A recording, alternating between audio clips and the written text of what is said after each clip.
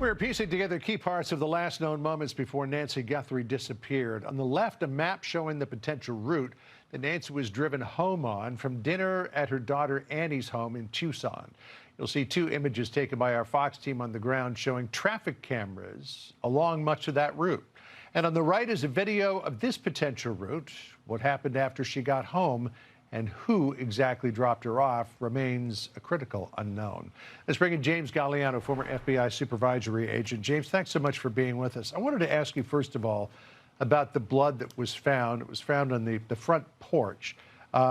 Significant enough to be able to be subject to DNA analysis, but it would seem not enough to represent any kind of life-threatening injury because the sheriff believes that she's still alive. Yeah, John, that's a great point. Now, I understand that there are blood thinners out there for a woman that might have had the condition, the heart condition that Miss Guthrie had, like Coumadin and things like that, that cause you to bleed from a paper cut. Look, John, you have me on to kind of demystify these processes and protocols. I have never, and I'm a student of the game, I've worked kidnappings, I've overseen crisis management in New York City for the FBI, hostage negotiations, hostage rescue, that kind of stuff. I have never been so confounded and baffled by the fact pattern in a case. We know this. We know that kidnappings are typically for one of two reasons. They're either for profit or they're for revenge. John, we don't even know if this was a targeted attack yet. It's the more that we learn on this, John, the more confusing it becomes.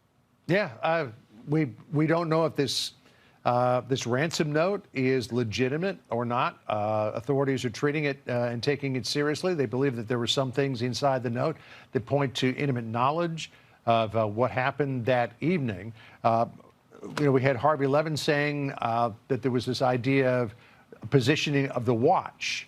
That she had a watch, maybe she left it on a counter, maybe she left it to charge. She probably would have had her phone nearby because she had a pacemaker, and the pacemaker checks in with an app.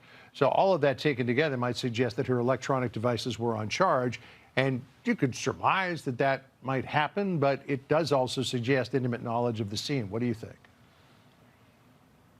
So let's break down the fact pattern on this. So we know that there was probably, from the time she was dropped off at the home, around 10 o'clock until it was alerted that she had not come to church around noon the next day. We're talking of a period of 14 hours.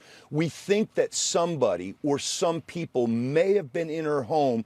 You're describing some of the digital exhaust that we're working off of in the law enforcement investigative realm.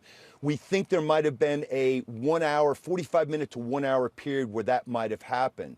John, what's so baffling and beguiling about this, the captors, the people that abducted Mrs. Guthrie, typically speaking, and going back to the Lindbergh baby kidnapping in 1932, captors do not want this public. They want to deal directly with the family. They want a backdoor channel. These abductors did it completely differently. They went to TMZ, they went to a local news outlet, and they're not responding to the family's beseeching request to please contact them. It makes no sense, John. Yeah, there's a lot of things that don't add up. I was also doing some experiments with, because I've got a similar pacemaker to Nancy Guthrie. I was doing some experiments with it. My phone checks in with it every 3 minutes. So it disconnecting, I think it was at 2:28, that it would seem to represent an approximate time that she went out of proximity to her phone. But we'll see what comes of this. James, thanks for being with us. Appreciate your expertise so much. John, thank you. All right, Sandra?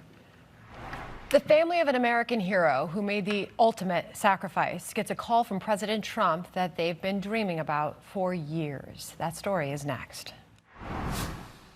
Hey, Sean Hannity here. Hey, click here to subscribe to Fox News YouTube page and catch our hottest interviews and most compelling analysis. You will not get it anywhere else.